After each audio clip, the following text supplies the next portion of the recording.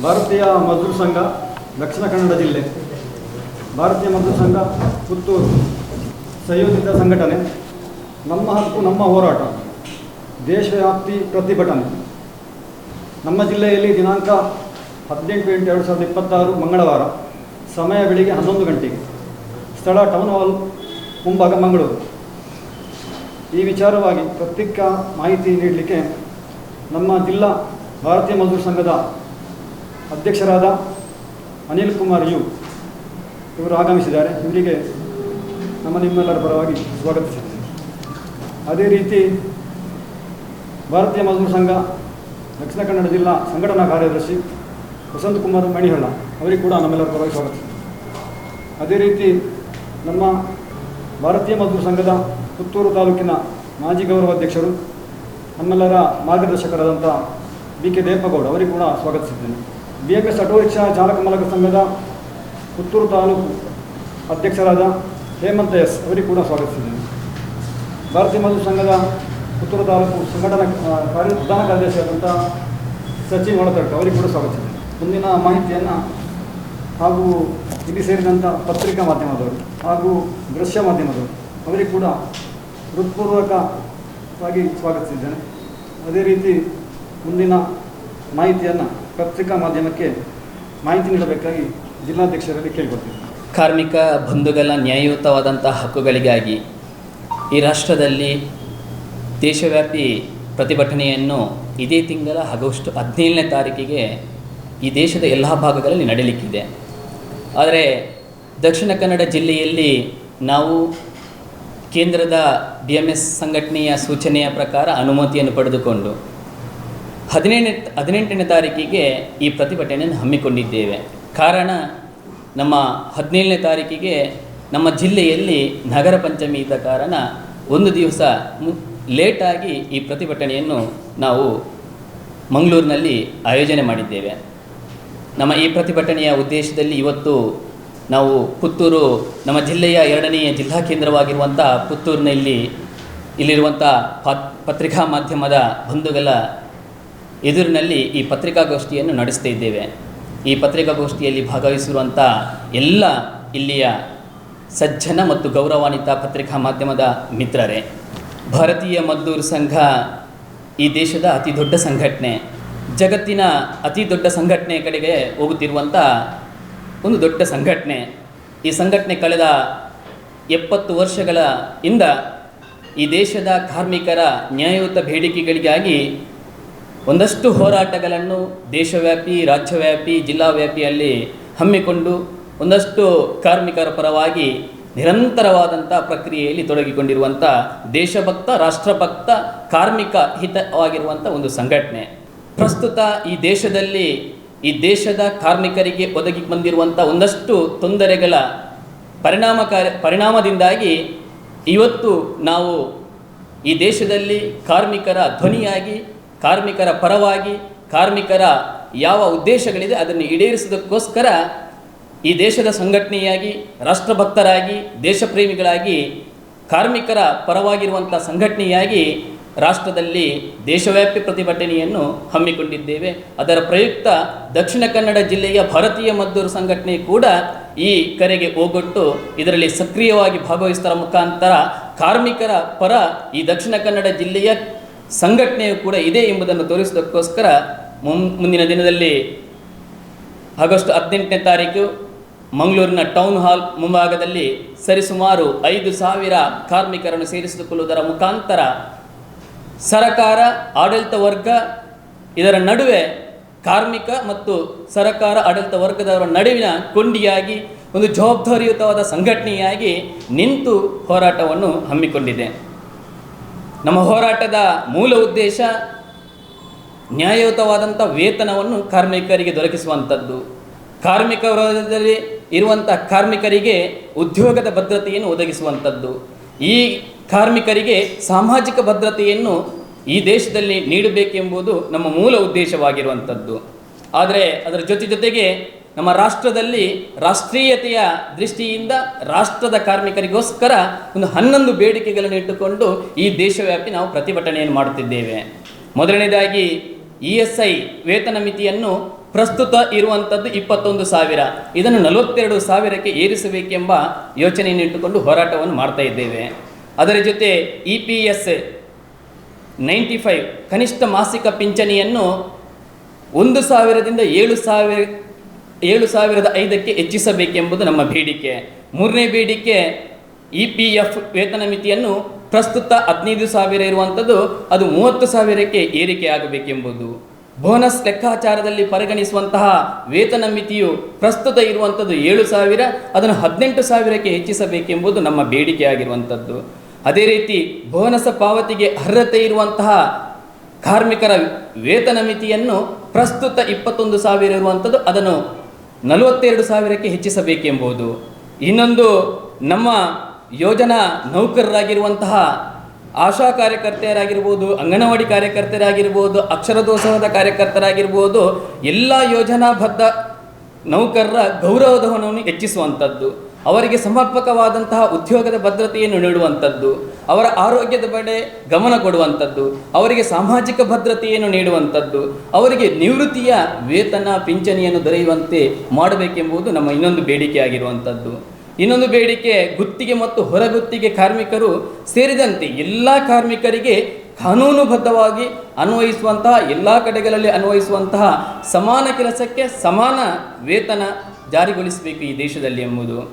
ಇನ್ನೊಂದು ಕಾರ್ಮಿಕ ಹಕ್ಕುಗಳಿಗೆ ಧಕ್ಕೆಯಾಗುವ ರೀತಿಯಲ್ಲಿರುವಂತಹ ಪ್ರಸ್ತುತ ಹೊಸ ಕಾನೂನು ಲೇಬರ್ ಕೋಡ್ ಏನಿದೆ ಅದರಲ್ಲಿ ಒಂದಷ್ಟು ತಿದ್ದುಪಡಿಗಳನ್ನು ಮಾಡಿಕೊಂಡು ಈ ದೇಶದ ಕಾರ್ಮಿಕರಿಗೆ ಅನುಕೂಲ ಆಗುವ ರೀತಿಯ ತಿದ್ದುಪಡಿ ಮಾಡಿ ಕಾನೂನನ್ನು ಜಾರಿ ಕೊಡಬೇಕೆಂಬುದು ನಮ್ಮ ಬೇಡಿಕೆಯಾಗಿರುವಂಥದ್ದು. ಇನ್ನೊಂದು ಬ್ಯಾಂಕಿಂಗ್ ಕ್ಷೇತ್ರದಲ್ಲಿ ದುಡಿಯುತ್ತಿರುವಂತಹ ಸಾವಿರಾರು ನೌಕರರಿದ್ದಾರೆ. ಅವರಿಗೆ ವಾರದಲ್ಲಿ 6 ದಿವಸ ಇದೆ, ಅದನ್ನು 5 ದಿವಸಕ್ಕೆ ಕಡಿತಗೊಳಿಸಿ ಅವರ ಮುಂದಿನ ಯಾವುದು ಅವರ ಮಾನಸಿಕ ಆರೋಗ್ಯದ ಕಡೆ, ಅವರ ಸಾಮಾಜಿಕ ಭದ್ರತೆಯ ಕಡೆಗೆ ಹೆಚ್ಚು ಗಮನ ಕೊಡೋದಕ್ಕೋಸ್ಕರ, ಒತ್ತಡದ ಜೀವನವನ್ನು ಕಡಿಮೆ ಮಾಡೋದಕ್ಕೋಸ್ಕರ ಅವರು 5 ದಿವಸ ಅವರಿಗೆ ಕೆಲಸದ ಅವಧಿಯನ್ನು ನಿಗದಿಪಡಿಸಬೇಕೆಂಬುದು ನಮ್ಮ ಬೇಡಿಕೆ ಇರುವಂಥದ್ದು. ಇನ್ನು 10ನೇ ಬೇಡಿಕೆ ಗ್ರ್ಯಾಚ್ಯುಟಿ ಗರಿಷ್ಠ ಮಿತಿಯನ್ನು ಪ್ರಸ್ತುತ 20 ಲಕ್ಷ ಇರುವಂಥದ್ದು ಅದನ್ನು 40 ಲಕ್ಷಕ್ಕೆ ಏರಿಸಬೇಕೆಂಬುದು. ಇನ್ನೊಂದು ಕಾರ್ಮಿಕರ ಕನಿಷ್ಠ ವೇತನವನ್ನು ಈ ದೇಶದಲ್ಲಿ ಎಲ್ಲ ಕಾರ್ಮಿಕರಿಗೂ ಕೂಡ ಕನಿಷ್ಠ ವೇತನವನ್ನು 30,000ಕ್ಕೆ ನಿಗದಿಪಡಿಸಿ ಅದನ್ನು ಜಾರಿಗೊಳಿಸಬೇಕೆಂಬುದು ನಮ್ಮ ಅತ್ಯಂತ ಪ್ರಮುಖವಾದ ಬೇಡಿಕೆ. ಯಾಕೆಂದರೆ ಎಲ್ಲ ಕಾರ್ಮಿಕರಿಗೆ ಕನಿಷ್ಠವಾದಂಥ ವೇತನವನ್ನು 30,000ವನ್ನು ನೀಡಿದರೆ ಮೇಲೆ ಹೇಳಿರುವಂಥ ಎಲ್ಲ ನಮ್ಮ ಯಾವ ಬೇಡಿಕೆಗಳಿಗೆ ಅದೆಲ್ಲವೂ ಪೂರಕವಾಗುತ್ತದೆ. ಆ ಮುಖಾಂತರ ಒಬ್ಬ ಕಾರ್ಮಿಕನಿಗೆ ಸರಿಯಾದಂಥ ವೇತನ ಸಿಗುವಂಥದ್ದಾಗ್ತದೆ. ಅದರ ಜೊತೆಗೆ ಆತನಿಗೆ, ಆತನ ಕುಟುಂಬಕ್ಕೆ, ಆತನ ಸಮಾಜಕ್ಕೆ ಒಂದು ಉದ್ಯೋಗದ ಭದ್ರತೆ ಸಿಗುತ್ತದೆ. ಅದರ ಜೊತೆಗೆ ಆತನು ಸಮಾಜದಲ್ಲಿ ಸಾಮಾಜಿಕ ಭದ್ರತೆಯಿಂದ ಜೀವನ ಮಾಡಲಿಕ್ಕೆ ಆ ಮುಖಾಂತರ ಒಂದು ಸರಿಯಾದ ವೇತನ, ಅದರ ಜೊತೆಗೆ ಆತನ ಉದ್ಯೋಗದ ಭದ್ರತೆ, ಅದರ ಜೊತೆಗೆ ಸಾಮಾಜಿಕ ಭದ್ರತೆ ದೊರೆತರೆ ಈ ದೇಶ ಯಾವ ರೀತಿಯಲ್ಲಿ ರೈತರಿಂದಲೇ ಬೆಳೆದಿರುವಂಥ ಈ ದೇಶ, ಅದರ ಜೊತೆಗೆ ಈ ದೇಶದಲ್ಲಿ ಅಸಂಖ್ಯಾತರ ಇರುವಂತಹ ಕಾರ್ಮಿಕರಿಂದಾಗಿ ಈ ದೇಶ ಸದೃಢ ಆಗ್ತಾಯಿದೆ, ಅಭಿವೃದ್ಧಿ ಹೊಂದುತ್ತಿದೆ, ಆರ್ಥಿಕ ಪ್ರಗತಿಯತ್ತ ಹೋಗ್ತಾ ಇದೆ. ಆ ದೃಷ್ಟಿಕೋನವಿಟ್ಟುಕೊಂಡು ಈ ಕಾರ್ಮಿಕರ ಬಗ್ಗೆ, ಕಾರ್ಮಿಕರ ಈ ರೀತಿಯ 3 ರೀತಿಯ ಧ್ಯೇಯಗಳನ್ನಿಟ್ಟುಕೊಂಡು ಹೋರಾಟ ಮಾಡುತ್ತಿರುವಂಥ ಈ ಹೋರಾಟಕ್ಕೆ, ಆಂದೋಲನಕ್ಕೆ ಸರಕಾರ, ಆಡಳಿತ ವರ್ಗದವರು ಗಮನ ಹರಿಸಿ ಈ ರೀತಿಯ ಬೇಡಿಕೆಗಳಿಗೆ ಸ್ಪಂದನೆ ಮಾಡಿದರೆ ಖಂಡಿತ ಕಾರ್ಮಿಕ ಕೂಡ ಉದ್ಧಾರ ಆಗ್ತಾನೆ, ಈ ಸಮಾಜ ಉದ್ಧಾರ ಆಗ್ತದೆ, ಈ ರಾಷ್ಟ್ರ ಉದ್ಧಾರ ಆಗ್ತದೆ. ಆ ಮೂಲಕ ಯಾವುದು 2047ಕ್ಕೆ ಈ ದೇಶ ಸಂಪತ್ಭರಿತವಾಗಿರಬೇಕು ಮತ್ತು ಒಂದು ಅಭಿವೃದ್ಧಿ ಹೊಂದಿದ ರಾಷ್ಟ್ರ ಆಗಬೇಕು ಎಂಬುದು ಏನು ಕಲ್ಪನೆ ಇದೆ ಅದಕ್ಕೆ ಸಾಕಾರಗೊಳ್ಳಲಿಕ್ಕೆ ಇದು ಕಾರಣೀಕರ್ತವಾಗುತ್ತದೆ ಎಂಬ ಉದ್ದೇಶ ಇಟ್ಟುಕೊಂಡು ಭಾರತೀಯ ಮಜ್ದೂರ್ ಸಂಘ ಈ ಹೋರಾಟವನ್ನು ಎತ್ತಿಕೊಂಡಿದೆ. ಅದರ ಜೊತೆಗೆ ನಮ್ಮ ಪ್ರಸ್ತುತ ಕರ್ನಾಟಕ ಹಾಗೂ ದಕ್ಷಿಣ ಕನ್ನಡ ಜಿಲ್ಲೆಯಲ್ಲಿರುವಂಥ ಒಂದಷ್ಟು ಬೇಡಿಕೆಗಳು. ದಕ್ಷಿಣ ಕನ್ನಡ ಜಿಲ್ಲೆಯಲ್ಲಿ ಅತಿ ಹೆಚ್ಚು ಸಂಖ್ಯೆಯಲ್ಲಿರುವಂಥವರು ಈ ಭಾಗದ ಕಾರ್ಮಿಕರು ಕಟ್ಟಡ ಕಾರ್ಮಿಕರಿರುವಂಥದ್ದು. ಈ ಕಟ್ಟಡ ಕಾರ್ಮಿಕರಿಗೆ ಕೂಡ ಇಲ್ಲಿರುವಂಥ ಸರಕಾಗಿರಾಗಿರ್ಬೋದು, ಸಂಬಂಧಪಟ್ಟಂಥ ಇಲಾಖೆಯವರಾಗಿರ್ಬೋದು, ಅವರಿಗೆ ಗೌರವಯುತವಾದಂತಹ ಕೂಲಿಯ ವ್ಯವಸ್ಥೆಯನ್ನು ಮಾಡುವಂಥದ್ದು, ಅವರಿಗೆ ಬೇಕಾಗುವಂತಹ ಸಕಲ ಸವಲತ್ತುಗಳನ್ನು ಸರಕಾರದಿಂದ ಸಿಗುವಂಥ ಸವಲತ್ತುಗಳನ್ನು ಸರಿಯಾದ ರೀತಿಯಲ್ಲಿ ಸಮರ್ಪಕವಾಗಿ ಸಿಗುವ ರೀತಿಯಲ್ಲಿ ಜಾರಿಗೊಳಿಸಬೇಕು. ಸಂಬಂಧಪಟ್ಟಂಥ ಮಂಡಳಿ ಆಗಿರ್ಬೋದು, ಇಲಾಖೆಯವರಿಗೆ ಸರಕಾರದ ಕಡೆಯಿಂದ ಮಾರ್ಗದರ್ಶನ ಮಾಡುವಂಥ ವ್ಯವಸ್ಥೆಗಳಾಗಬೇಕು. ಒಂದಷ್ಟು ಭ್ರಷ್ಟಾಚಾರದ ಕೂಪದಿಂದ ಕೂಡಿರುವಂತಹ ಮಂಡಳಿ ಅದನ್ನು ಒಂದು ರೀತಿಯಲ್ಲಿ ಶುಚಿಗೊಳಿಸುವಂಥ ಕೆಲಸ ಕಾರ್ಯಗಳನ್ನು ಮಾಡಬೇಕೆಂಬುದು ಭಾರತೀಯ ಮಜ್ದೂರ್ ಸಂಘದ ಒಂದು ಆಗ್ರಹ ಆಗಿದೆ. ಅದೇ ರೀತಿ ನಮ್ಮ ದಕ್ಷಿಣ ಕನ್ನಡ ಜಿಲ್ಲೆಯ ಒಂದಷ್ಟು ಆಟೋ ಕಾರ್ಮಿಕರಿದ್ದಾರೆ, ಟ್ಯಾಕ್ಸಿ ಚಾಲಕರಿದ್ದಾರೆ, ಕ್ಯಾಬ್ ಚಾಲಕರಿದ್ದಾರೆ. ಅವರಿಗೆ ದಿನನಿತ್ಯದ ಯಾವುದೇ ವೇತನ ಇಲ್ಲ. ಆದರೆ ಅವರಿಗೆ ದುಡಿಯುವಂತಹ ಯಾವ ರಿಕ್ಷೆ ಇರ್ಬೋದು, ಆಟೋ ಇರ್ಬೋದು, ಅದರ ದರವನ್ನು ಎಲ್ಲ ರೀತಿಯಲ್ಲಿ ಪರಿಷ್ಕರಣೆ ಮಾಡೋದರ ಮುಖಾಂತರ ಅವರ ಜೀವನದಲ್ಲಿ ಕೂಡ ಹಸನ್ಮುಖಿ ಆಗುವ ರೀತಿಯಲ್ಲಿ ವ್ಯವಸ್ಥೆಯನ್ನು ಸಂಬಂಧಪಟ್ಟಂಥ ಸರ್ಕಾರಗಳು ಮಾಡಬೇಕೆಂಬುದು ನಿಮ್ಮ ಆಗ್ರಹ ಇರುವಂಥದ್ದು. ಅದೇ ರೀತಿ ನಮ್ಮ ಜಿಲ್ಲೆಯಲ್ಲಿ ರಬ್ಬರ್ ಮತ್ತು ಕೃಷಿ ತೋಟಗಾರಿಕಾ ಕಾರ್ಮಿಕ ಬಂಧುಗಳು ಕೂಡ ಇದ್ದಾರೆ. ಅವರಿಗೂ ಕೂಡ ಅವರ ಜೀವನಕ್ಕೆ ಬೇಕಾದಂಥ ಉದ್ಯೋಗದ ಭದ್ರತೆ, ಅವರಿಗೋಸ್ಕರ ಒಂದಷ್ಟು ಆರೋಗ್ಯದ ವ್ಯವಸ್ಥೆಗಳನ್ನು ಮಾಡುವಂಥದ್ದು, ಅವರು ಕೆಲಸ ಮಾಡುವಂಥ ಭಾಗಗಳಲ್ಲಿ ಸುರಕ್ಷತೆಯನ್ನು ಕಾಪಾಡುವ ದೃಷ್ಟಿಯಲ್ಲಿ ಒಂದಷ್ಟು ಕ್ರಮಗಳನ್ನು ಸರ್ಕಾರಗಳು ಕೈಗೊಳ್ಳಬೇಕೆಂಬುದು BMSನ ಬೇಡಿಕೆಯಾಗಿದೆ. ಅದೇ ರೀತಿ ನಮ್ಮ ಜಿಲ್ಲೆಯಲ್ಲಿ ಒಂದಷ್ಟು ಕೈಗಾರಿಕಾ ವಲಯಗಳಿವೆ. ಈ ಕೈಗಾರಿಕಾ ವಲಯದಲ್ಲಿರುವಂತಹ ಕಾರ್ಮಿಕರಿಗೆ ವೇತನ ದರವನ್ನು ಪರಿಷ್ಕರಣೆ ಮಾಡಲಿಲ್ಲ. ಆ ಪರಿಷ್ಕರಣೆಯನ್ನು ಮಾಡಬೇಕು. ಈಗಿನ ಕಾಲಘಟ್ಟದಲ್ಲಿರುವಂಥ ಈ ಆಯವ್ಯಯದ ವ್ಯವಸ್ಥೆಯಲ್ಲಿ ಅವರ ಪರಿಷ್ಕರಣೆಯನ್ನು ಮಾಡಬೇಕು. ಹಿಂದಿನ ಕಾಲದ ವೇತನವನ್ನೇ ಮಾಡದೆ ಪ್ರಸ್ತುತ ಸನ್ನಿವೇಶಕ್ಕೆ ಆಗುವ ರೀತಿಯಲ್ಲಿ ವೇತನವನ್ನು ಹೆಚ್ಚಿಸಬೇಕು. ಅದರ ಜೊತೆಗೆ ಅವರಿಗೂ ಕೂಡ ಒಂದಷ್ಟು ಕೆಲಸಗಾರರು ಕಡಿಮೆ ಆಗಿದೆ, ಕೆಲಸದ ವ್ಯವಸ್ಥೆಗಳಿದೆ, ಅದನ್ನು ಭರ್ತಿಗೊಳಿಸುವಂಥ ಕೆಲಸ ಕಾರ್ಯಗಳು ಕೂಡ ಆಗಬೇಕು. ಅದೇ ರೀತಿ ನಮ್ಮ ಭಾಗದಲ್ಲಿ ಅತಿ ಹೆಚ್ಚು ಇರುವಂಥದ್ದು ಬೀಡಿ ಕಾರ್ಮಿಕರು.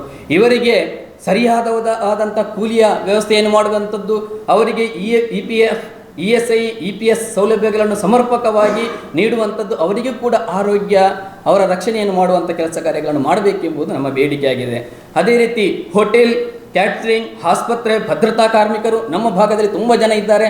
ಆ ಬಂಧುಗಳಿಗೂ ಕೂಡ ಅವರಿಗೆ ಕನಿಷ್ಠ ವೇತನವನ್ನು ಇರುವಂಥದ್ದು, ಹೆಚ್ಚುವರಿ ಕೆಲಸಕ್ಕೆ OT ವ್ಯವಸ್ಥೆಯನ್ನು ಮಾಡುವಂಥದ್ದು, PF ಅನ್ನು ಕೊಡುವಂಥದ್ದು, ESI ಅನ್ನು ಕೊಡುವಂಥದ್ದು, ಅವರಿಗೂ ಕೂಡ ಉದ್ಯೋಗದ ಭದ್ರತೆಯನ್ನು ಮಾಡುವಂಥ ಕೆಲಸ ಕಾರ್ಯಗಳನ್ನು ಮಾಡಬೇಕೆಂಬುದು.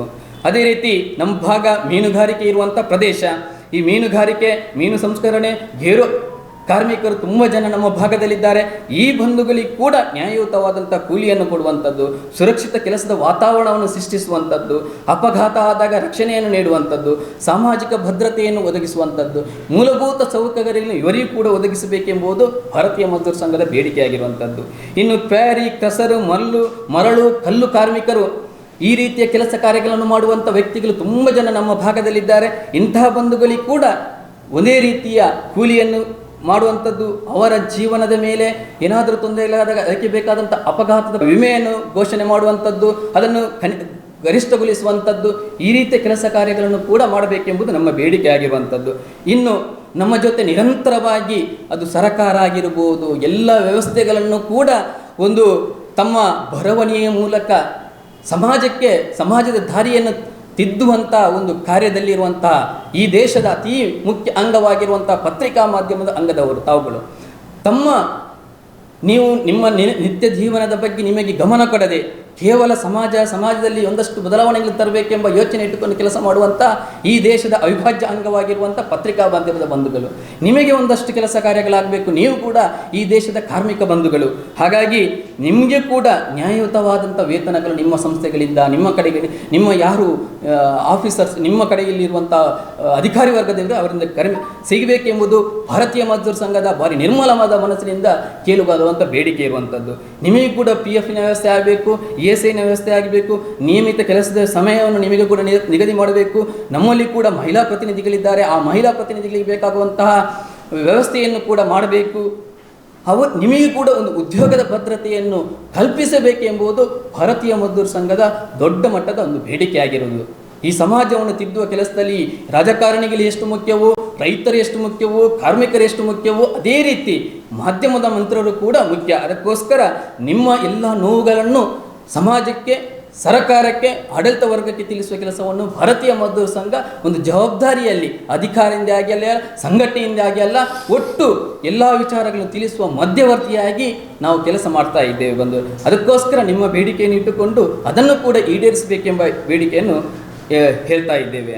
ಅದೇ ರೀತಿ ಅಂಚೆ, EPF ನೆಟ್ವರ್ಕ್, ಟೆಲಿಕಾಂ, ನಮ್ಮೆಲ್ಲ ಟೆಲಿಕಾಂ ವರ್ಕರ್ಸ್ಗಳಿದ್ದಾರೆ, ಅಂಚೆ ಪೋಸ್ಟ್ ಆಫೀಸಿನ ಬಂಧುಗಳಿದ್ದಾರೆ, ಅವರಿಗೂ ಕೂಡ ಒಂದಷ್ಟು ಸವಲತ್ತುಗಳು ಸರ್ಕಾರದಿಂದ ಸಿಗುವಂಥದ್ದಿಲ್ಲ. ಆ ಸರ್ಕಾರದಿಂದ ಸಿಗುವಂಥ ಸವಲತ್ತುಗಳನ್ನು ಸರಿಯಾದ ರೀತಿಯಲ್ಲಿ, ಅದರಲ್ಲಿ ಒಂದಷ್ಟು ಹುದ್ದೆಗಳು ಖಾಲಿ ಇದೆ, ಆ ಹುದ್ದೆಗಳನ್ನು ಭರ್ತಿ ಮಾಡೋದರ ಮುಖಾಂತರ, ಅವರ ಮೇಲೆ ಇರುವಂಥ ಕೆಲಸದ ಒತ್ತಡವನ್ನು ಕಡಿಮೆ ಮಾಡೋದರ ಮುಖಾಂತರ ಅವರಿಗೂ ಕೂಡ ಉತ್ತಮವಾದ ಜೀವನ ನಡೆಸಲಿಕ್ಕೆ ಸಹಕಾರಿಯಾಗಬೇಕು. ಆ ರೀತಿಯ ಯೋಜನೆಯನ್ನು ಇಟ್ಟು ಅವರಿಗೂ ಕೂಡ ಒಂದಷ್ಟು ಸವಲತ್ತುಗಳನ್ನು ತೊಡಗಿಸಿಕೊಡಬೇಕೆಂಬ ಬೇಡಿಕೆಯನ್ನು ಕೂಡ ಭಾರತೀಯ ಮಜ್ದೂರ್ ಸಂಘ ಕೆಲಸ ಮಾಡ್ತಾ ಇದೆ. ಅದೇ ರೀತಿ ನಮ್ಮ ಸಮಾಜದಲ್ಲಿ ಒಂದಷ್ಟು ಕೆಲಸಗಳು ಯಾರಿಗೂ ಕಾಣದ ರೀತಿಯಲ್ಲಿ ಆಗ್ತಾ ಇದೆ. ಅದು ಗೋದಾಮುಗಳಲ್ಲಿ ಲೋಡಿಂಗ್ ಅನ್ಲೋಡಿಂಗ್ ಮಾಡುವಂಥದ್ದು, ಸಣ್ಣ ಸಣ್ಣ ಕೈಗಾರಿಕೆಗಳು ನಮ್ಮ ಭಾಗದಲ್ಲಿ ಇದೆ. ಆ ಭಾಗದಲ್ಲಿರುವಂಥ ಕಾರ್ಮಿಕರಿಗೆ ಕೂಡ ನ್ಯಾಯಯುತವಾದಂಥ ಕೂಲಿ ಕೊಡುವಂಥ ಕೆಲಸಗಳನ್ನು, ಅವರನ್ನು ಜೀತದಾಳುಗಳ ರೀತಿಯಲ್ಲಿ ಕೆಲಸ ಮಾಡದೇ ರೀತಿಯಲ್ಲಿ ಮಾಡದೆ, ಅವರಿಗೆ ಓಟಿಯ ವ್ಯವಸ್ಥೆಯನ್ನು ಮಾಡುವಂಥದ್ದು, ಅವರಿಗೆ ಸುರಕ್ಷತಾ ಸಾಧನಗಳನ್ನು ಮಾಡುವಂಥದ್ದು, ಅವರಿಗೂ ಕೂಡ PFI ESI ಹಾಗೂ ಉದ್ಯೋಗದ ಭದ್ರತೆ ನೀಡಬೇಕೆಂಬುದು ಭಾರತೀಯ ಮಜ್ದೂರ್ ಸಂಘದ ಬೇಡಿಕೆಯಾಗಿದೆ. ಅದೇ ರೀತಿ ನಮ್ಮ ಮನೆಗಳಲ್ಲಿ ಆಗಿರ್ಬೋದು, ದೊಡ್ಡ ದೊಡ್ಡ ಮನೆಗಳಲ್ಲಿ ಆಗಿರ್ಬೋದು, ಒಂದಷ್ಟು ಮನೆ ಕೆಲಸ ಮಾಡುವಂಥ ಮಹಿಳಾ ಕಾರ್ಮಿಕರಿದ್ದಾರೆ, ಗಂಡಸು ಕಾರ್ಮಿಕರಿದ್ದಾರೆ. ಆ ಕಾರ್ಮಿಕರಿವರೆಗೂ ಕೂಡ ಯೋಚನೆಯನ್ನು ಸಂಬಂಧಪಟ್ಟಂಥ ಸರ್ಕಾರ ಆಗಿರ್ಬೋದು, ಸಂಬಂಧಪಟ್ಟಂಥ ಇಲಾಖೆಗಳಾಗಿರ್ಬೋದು, ಸಂಬಂಧಪಟ್ಟಂಥ ಕಲ್ಯಾಣ ಇಲಾಖೆಗಳಾಗಿರ್ಬೋದು ಗಮನ ಹರಿಸಿ ಅವರ ಬದುಕಿನ ಬಗ್ಗೆ ಕೂಡ ಅವರಿಗೆ ಸವಲತ್ತುಗಳನ್ನು ತೆಗೆಸಿಕೊಡುವಂಥ ವ್ಯವಸ್ಥೆ ಆಗಬೇಕೆಂಬುದು ಭಾರತೀಯ ಮಜ್ದೂರ್ ಸಂಘದ ಬೇಡಿಕೆಯಾಗಿದೆ. ಇನ್ನೊಂದು, ಹಿಂದುಳಿದ ವರ್ಗದ ಕಲ್ಯಾಣ ಇಲಾಖೆಯ ಹೊರಗುತ್ತಿಗೆ ಕಾರ್ಮಿಕರು ನಮ್ಮಲ್ಲಿ ಯಥೇಚ್ಛವಾಗಿ ಇದ್ದಾರೆ. ಒಂದಷ್ಟು ಹಿಂದುಳಿದ ಭಾಗದ ವ್ಯಕ್ತಿಗಳು ನಾವೆಲ್ಲರೂ ಇರುವಂಥದ್ದು, ಈ ಭಾಗದಲ್ಲಿ ಇರುವಂಥದ್ದು, ಅಂತಹ ಸಂಬಂಧಪಟ್ಟಂಥ ಇಲಾಖೆಯಲ್ಲಿ ಒಂದಷ್ಟು ಹೊರಗುತ್ತಿಗೆ ಮಾಡುವಂಥ ಕಾರ್ಮಿಕರು ಯಥೇಚ್ಛವಾಗಿದ್ದಾರೆ. ಅಂತಹ ಕಾರ್ಮಿಕರ ಬಗ್ಗೆ ಕೂಡ ಗಮನ ಕೊಟ್ಟು ಅವರಿಗೂ ಕೂಡ ಸಮಾನ ವೇತನಕ್ಕೆ, ಸಮಾನ ಕೆಲಸಕ್ಕೆ ಸಮಾನವಾದ ವೇತನವನ್ನು ನೀಡಬೇಕು. ಅವರಿಗೂ ಕೂಡ PFI ESI ಹಾಗೂ ಉದ್ಯೋಗದ ಭದ್ರತೆ ನೀಡಬೇಕೆಂಬುದು ನಮ್ಮ ಬೇಡಿಕೆಯಾಗಿದೆ. ಒಟ್ಟು ಇಡೀ ರಾಷ್ಟ್ರಕ್ಕೆ ಸಂಬಂಧಪಟ್ಟ ಹಾಗೆ, ಇಲ್ಲಿಯ ಸ್ಥಳೀಯ ಸಮಸ್ಯೆಗಳಿಗೆ ಸಂಬಂಧಪಟ್ಟ ಹಾಗೆ ಎಲ್ಲ ಕಾರ್ಮಿಕ ಬಂಧುಗಳ ಪರವಾಗಿ ನಮ್ಮ ಈ ಹೋರಾಟ ಇರುವಂಥದ್ದು, ನಮ್ಮ ಈ ಆಂದೋಲನ ಇರುವಂಥದ್ದು. ಕೇವಲ ನಮ್ಮ ಸಂಘಟನೆಯಲ್ಲಿ ಗುರುತಿಸಿಕೊಂಡಿರುವಂಥ ಕಾರ್ಮಿಕರ ಪರವಾಗಿ ಮಾತ್ರ ನಮ್ಮ ಹೋರಾಟ ಅಲ್ಲ. ಈ ದೇಶದಲ್ಲಿ, ಈ ಭಾಗದಲ್ಲಿರುವಂಥ ಎಲ್ಲ ಕಾರ್ಮಿಕ ಬಂಧುಗಳಿಗೋಸ್ಕರ ಅವರಿಗೆ ಸರಿಯಾದ ಉದ್ಯೋಗ ಸಿಗಬೇಕು, ಆ ಉದ್ಯೋಗದಲ್ಲಿ ಭದ್ರತೆ ಸಿಗಬೇಕು, ಅದರ ಜೊತೆಗೆ ಅವರಿಗೆ ವೇತನವೂ ಸರಿಯಾಗಿ ಸಿಗಬೇಕು, ಅವರ ಸಾಮಾಜಿಕ ಭದ್ರತೆ ಸರಿಸಮಾನವಾಗಿ ಇದ್ದುಕೊಂಡು ಅವರ ಬದುಕು ಅಸನ್ಮುಖ ಆಗಬೇಕು. ಆ ದೃಷ್ಟಿಯಲ್ಲಿ ಯಾರ್ಯಾರಿಗೆ ಸಂಬಂಧಪಟ್ಟಂಥ ಯಾವ ವಿಚಾರಗಳಿದೆ ಅವರಿಗೆ ಬೇಡಿಕೆಗಳನ್ನು ನೀಡುವುದರ ಮುಖಾಂತರ, ಈ ಬೇಡಿಕೆಗಳೇ ಹೋರಾಟ ಅಲ್ಲ, ಹೋರಾಟ ನಾವು ಒಂದಷ್ಟು ಹೋರಾಟ, ಸಂವಾದ, ಮನವಿ ಎಲ್ಲವನ್ನೂ ನೀಡಿಯಾಗಿದೆ.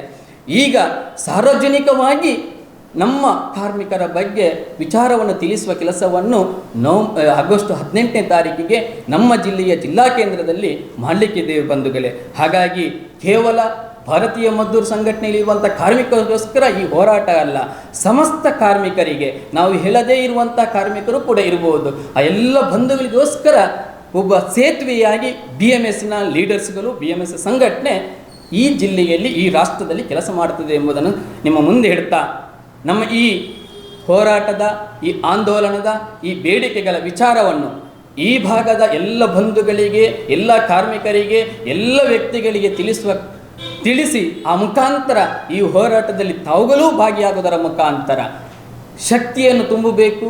ಸರಕಾರಕ್ಕೆ, ಗಮನಕ್ಕೆ ಅವರಿಗೆ ಕಿವಿ ಹಿಂಡುವ ಕೆಲಸವನ್ನು ನಾವೆಲ್ಲರೂ ಸೇರಿಕೊಂಡು ಮಾಡಬೇಕೆಂಬ ವಿಜ್ಞಾಪನೆಯನ್ನು ಈ ಪತ್ರಿಕಾಗೋಷ್ಠಿಯ ಮುಖಾಂತರ ಮಾಡ್ತಾ ಇದ್ದೇನೆ ಬಂಧುಗಳೇ. ನಿಮ್ಮ ಎಲ್ಲರ ಸಹಕಾರದಿಂದ ಈ ದೇಶದ ಅವಿಭಾಜ್ಯ ಅಂಗವಾಗಿರುವಂಥ ಕಾರ್ಮಿಕರ ಬದುಕನ್ನು ಒಳ್ಳೆಯ ರೀತಿಯ ಬದುಕು ಆಗುವುದರಲ್ಲಿ ನಾವೆಲ್ಲರೂ ಕೈ ಜೋಡಿಸೋಣ. ಆ ದೃಷ್ಟಿಯಲ್ಲಿ ನಾವು ನೆಪ ಮಾತ್ರ ಈ ಹೋರಾಟದ ಜವಾಬ್ದಾರಿಯನ್ನು ತಗೊಂಡುಕೊಂಡದ್ದು. ಸಂಘಟನೆಯವರು ನೆಪಮಾಯವಾಗಿ ಇಟ್ಟುಕೊಂಡು ಎಲ್ಲರನ್ನು ಜೋಡಿಸಿಕೊಂಡು ಈ ಹೋರಾಟವನ್ನು ಮಾಡ್ತಿರುವಂಥದ್ದು. ಅದಕ್ಕೋಸ್ಕರ ನಿಮ್ಮಲ್ಲಿ ವಿಜ್ಞಾಪನೆಯನ್ನು ಮಾಡ್ತಾ ಇದ್ದೇನೆ. ಈ ವಿಚಾರವನ್ನು ತಮ್ಮ ಪತ್ರಿಕೆಯ ಮುಖಾಂತರ, ತಮ್ಮ ಬರವಣಿಗೆಯ ಮುಖಾಂತರ ವಿಚಾರವನ್ನು ಜನಸಾಮಾನ್ಯರಿಗೆ ತಿಳಿಸುವುದರ ಮುಖಾಂತರ, ನಾಡಿದು ನಮಗೆ ಸಂಖ್ಯೆ ಮುಖ್ಯ ಅಲ್ಲ, ಆದರೆ ಈ ವಿಚಾರ ಪ್ರತಿಯೊಬ್ಬ ಬಂಧುವಿಗೆ ಗೊತ್ತಾಗಬೇಕು. ಕಾರ್ಮಿಕರ ಪರವಾಗಿ ಸರಕಾರ, ಆಡಳಿತ ವ್ಯವಸ್ಥೆ, ಇಲಾಖೆಗಳು ಇಲ್ಲದಿದ್ದರೂ ಕೂಡ ನಾವೆಲ್ಲರೂ ಸಮಾಜ ಇದೆ ಎಂಬುದನ್ನು ತೋರಿಸುವುದಕ್ಕೋಸ್ಕರ ನಾವು ಈ ಹೋರಾಟವನ್ನು ದೇಶವ್ಯಾಪ್ತಿ ಮಾಡ್ತಾ ಇದ್ದೇವೆ. ನಮ್ಮ ದಕ್ಷಿಣ ಕನ್ನಡ ಜಿಲ್ಲೆಯಲ್ಲಿ ಕೂಡ ನಾವು ಮಾಡ್ತಾ ಇದ್ದೇವೆ.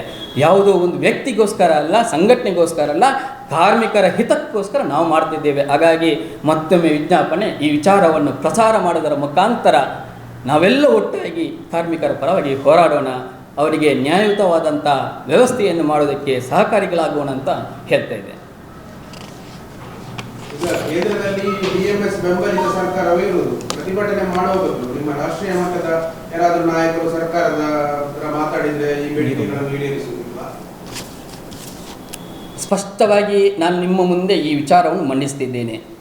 ಭಾರತೀಯ ಮಜ್ದೂರ್ ಸಂಘ ಯಾವುದೇ ರಾಜಕೀಯ ಪಕ್ಷದ ಅಂಗಸಂಸ್ಥೆ ಅಲ್ಲ. ನಾವು ರಾಜಕೇತರ ಈ ಸಂಘಟನೆ ಇರುವಂಥದ್ದು. ನಮ್ಮ ಬೆಂಬಲಿತ ಸರ್ಕಾರಗಳು ಯಾವ ಭಾಗದಲ್ಲಿಯೂ ಯಾವ ಸರ್ಕಾರದಲ್ಲಿ ಯಾವ ರಾಜ್ಯ ಸರ್ಕಾರಗಳು ಇಲ್ಲ. ಕಾರ್ಮಿಕರ ಹಿತ ಇರುವಂಥ ಯಾವ ಸರ್ಕಾರಗಳಿದೆ ಅದಕ್ಕೆ ನಮ್ಮ ಬೆಂಬಲ ಇದೆ. ಕಾರ್ಮಿಕ ವಿರೋಧಿ ಚಿಂತನೆ ಇರುವಂಥ ಯಾವ ಸರ್ಕಾರಗಳು ಇದ್ದರೂ ಕೂಡ ನಮ್ಮ ವಿರೋಧ ಅಂತಲ್ಲ, ಪ್ರಜಾಸತ್ತಾತ್ಮಕ ಹೋರಾಟವನ್ನು ಭಾರತೀಯ ಮಜ್ದೂರ್ ಸಂಘ ಎತ್ತಿಕೊಳ್ತದೆ. ತಪ್ಪು ಎಲ್ಲ ಮಾಧ್ಯಮದವರಿಗೆ ಮತ್ತು ಎಲ್ಲ ಸಾರ್ವಜನಿಕರಿಗೆ ತಪ್ಪು ಸಂದೇಶ ಇರುವಂಥದ್ದು. ನಮ್ಮ ಬೆಂಬಲಿತ ಸರ್ಕಾರಗಳು ಎಲ್ಲಿ ಇಲ್ಲ.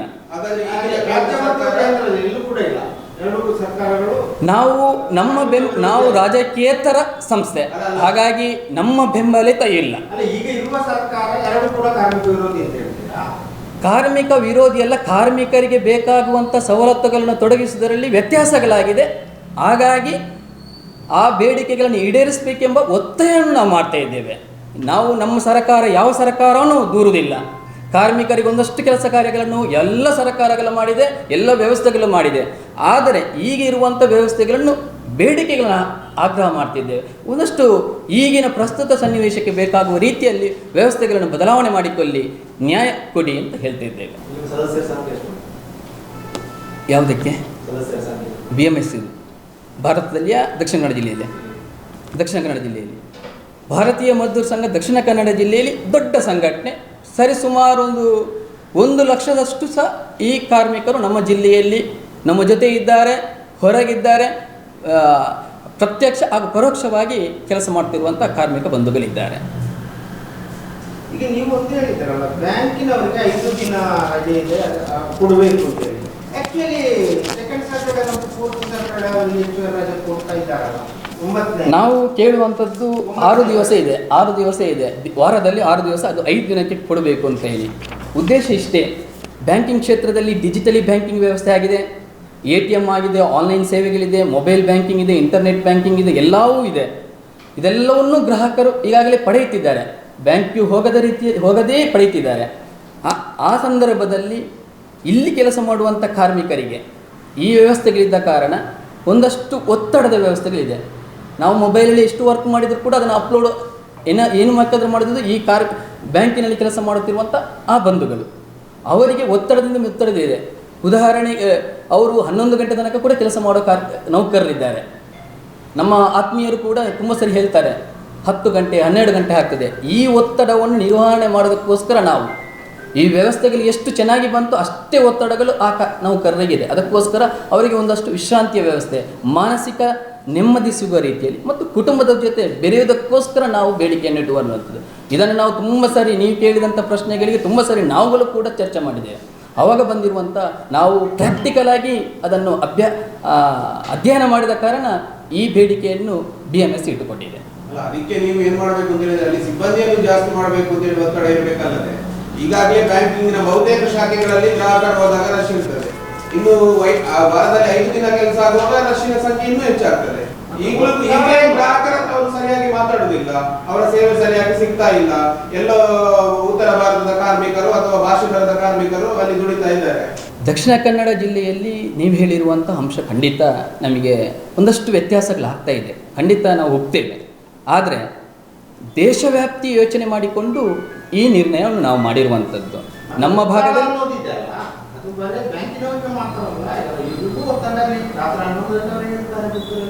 ಬೆಳಿಗ್ಗೆ ಬರ್ತಾರೆ, ಎಷ್ಟು ವರ್ಕ್ ಇರ್ತದೆ ಅಂತ, ಸಂಡೇ ಕೂಡ ರಜೆ ಇರುವುದಿಲ್ಲ.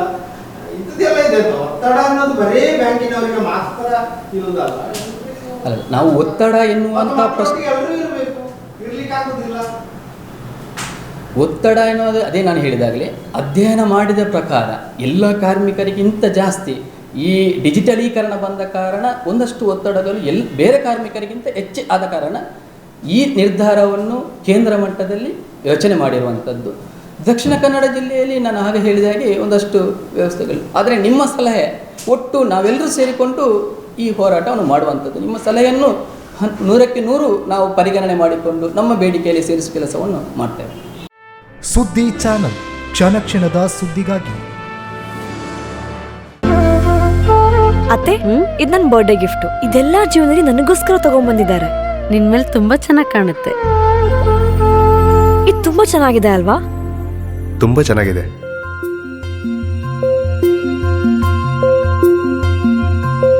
It will look really good on you. Amma? Huh? Mother is always son's first love.